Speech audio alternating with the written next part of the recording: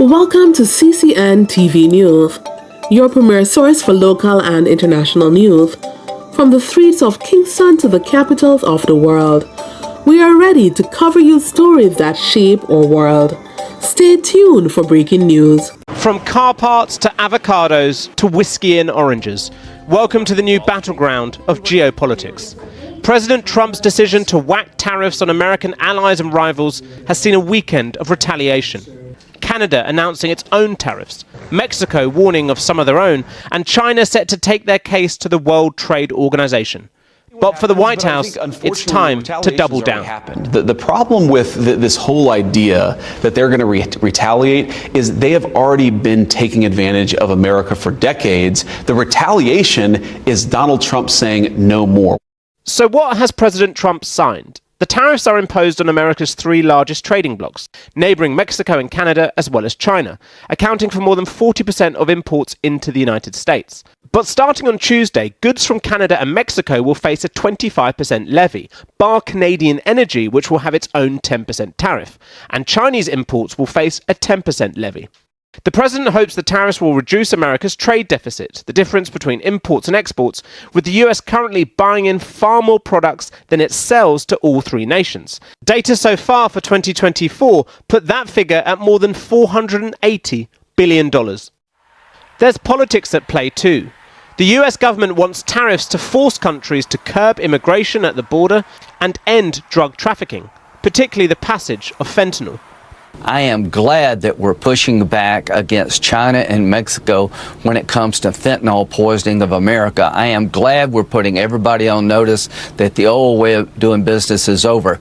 As Mexico prepares retaliatory tariffs, President Claudia Sheinbaum spoke today with Canada's Prime Minister Justin Trudeau, who announced a 25% tax on $20 billion worth of US goods, warning Americans of the costs.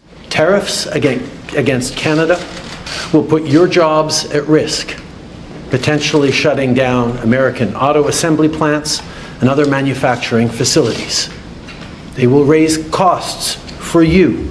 With Canada set to tax imports on Florida orange juice and Tennessee whiskey, Ottawa is taking aim at goods in Republican states, sending a message to Trump's allies in Congress, where some senators are wary about a trade war.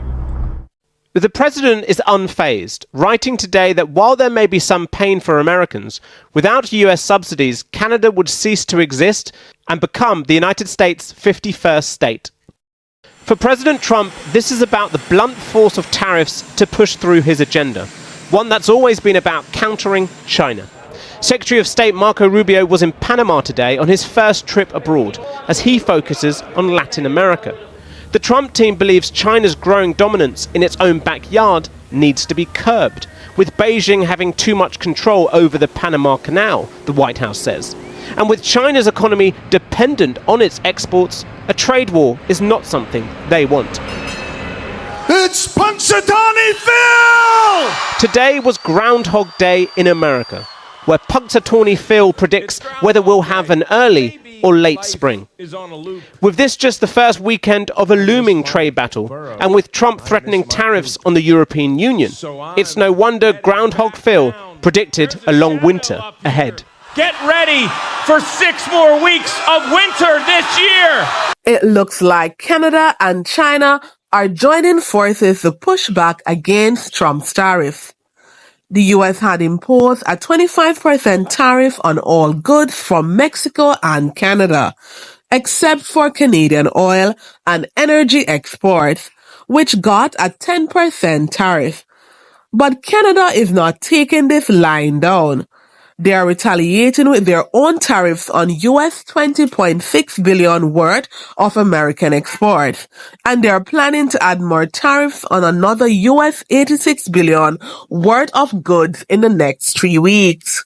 Mexico is also getting in on the action, with President Claudia Sheinbaum saying they'll implement tariff and non-tariff retaliatory measures against the US. It's a bold move, but it's not surprising given the significant trade relationships between these countries. The US, Canada and Mexico have a long history of trade agreements, including the USMCA, which was signed in 2020. The tariffs are expected to have a significant impact on the economies of all three countries. The US could see higher prices for consumer goods, including fruits, vegetables, and electronics. Canada and Mexico could also experience economic downturns, with potential losses in exports and jobs. It's a complex situation, but one thing is clear. The trade war between the US, Canada, and Mexico is heating up, and it's going to be interesting to see how it all plays out. If this kind of video resonated with you, don't forget to like, share, and subscribe. See you in the next video.